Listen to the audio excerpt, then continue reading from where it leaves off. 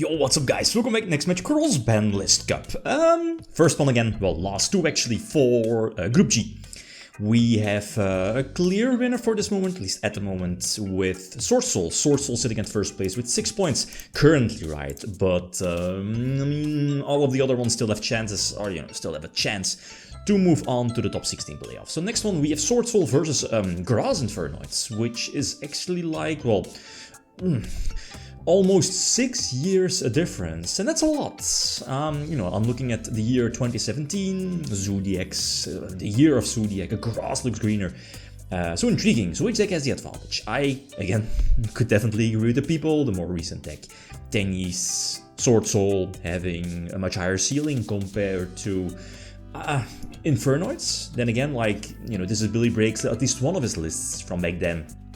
And it might seem awkward on first sight, but if you take a look, or you know, like a further look at the deck list, the deck plays like so many power spells. You know, you have like, what is it? I'm not too familiar with the Infernoid spells. Is it Vanishment? You know, the Infernoid that, at least the Infernoid spell that searches their Shuttle Fusion, a like card, and you know, when your opponent controls like an extra deck monster, it basically functions the same as a, like a Shuttle Fusion. Plus, there's a Zodiac package as well, and off of like Terror Top, you know, you can go for the Bujin Kakuchuchi, I believe the name is, mill 5, and Trident. And then, you know, depending on potential follow-up plays, you can end on Devianart plus Onunku, or, you know, Decathlon plus a couple of Omni negations, or plus a couple of negations, you know, depending on Onunku Devianart.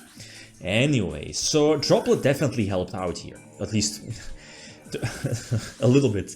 The problem though, and I think that's still, I mean, if you look at the deck list for Infernoids, the most broken card, and I'm looking at Fairy Tale Snow.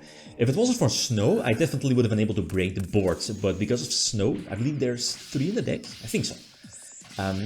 It's so hard, because Snow, first of all, you know, it's so versatile, you can choose whenever you want to disrupt your opponent, plus it puts the Moye face down, it puts Taya face down, it puts Long Yuan face down, so like Fairy Tale Snow is definitely an MVP for, you know, Infernoids or the 60 card top deck, so that's a problem. But again, there's more power spells, looking at Grass, Left Arm Offering and stuff like that, especially if you don't draw Ash.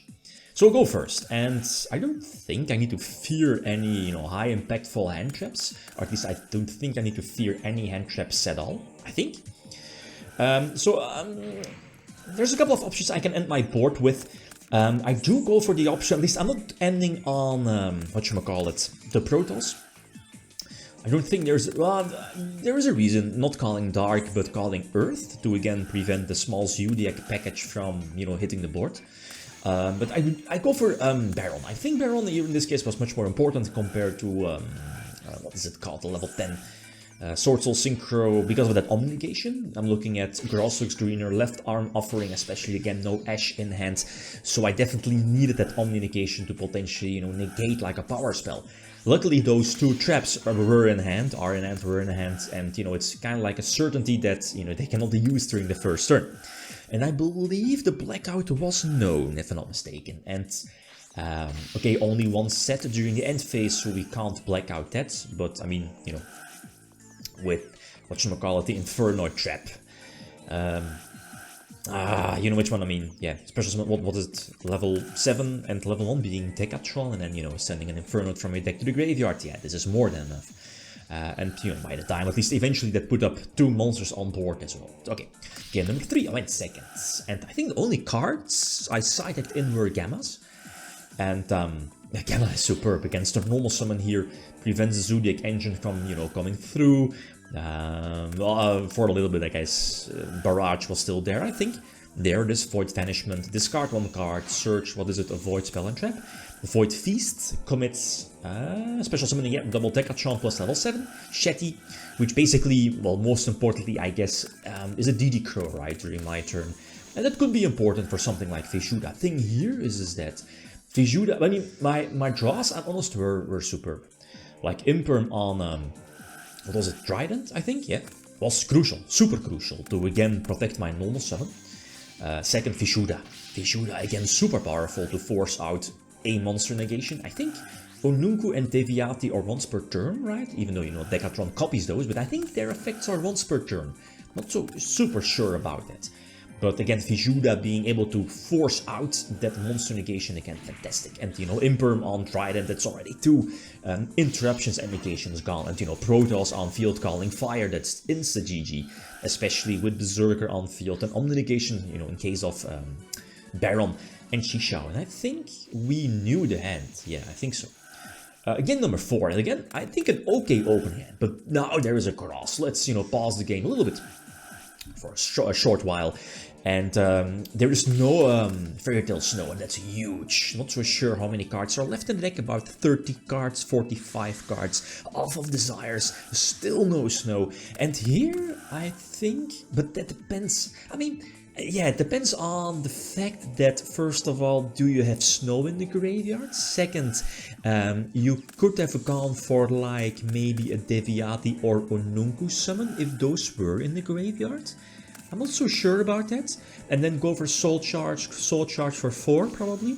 Because now you have like a useless Raiden. Yeah, I don't know, because again there was no, there's still no Snow in the graveyard, and that's huge. Again the Imperm.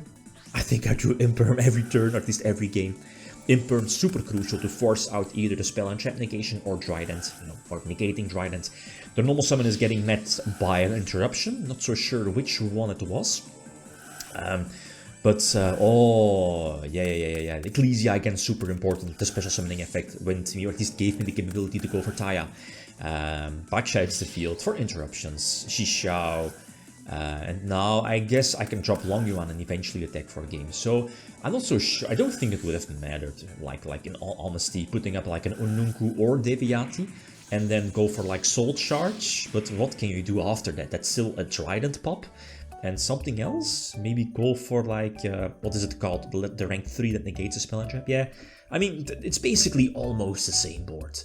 So I'm not so sure if it really mattered that much. Like the Imperm, the Vishuda again, ooh, like always did in or put in a lot of work. So next one, both these decks can still move on to the top 16 playoffs. We have a big one, Dinosaurs going second build, featuring Mystic Mine. Plus, on the other hand, we have Orcus, a small Sky Striker package, but more so Orcus, featuring Orcus Nightmare or Nightmare, right? So we'll see. Feel free to leave your predictions. Okay, guys, that's it.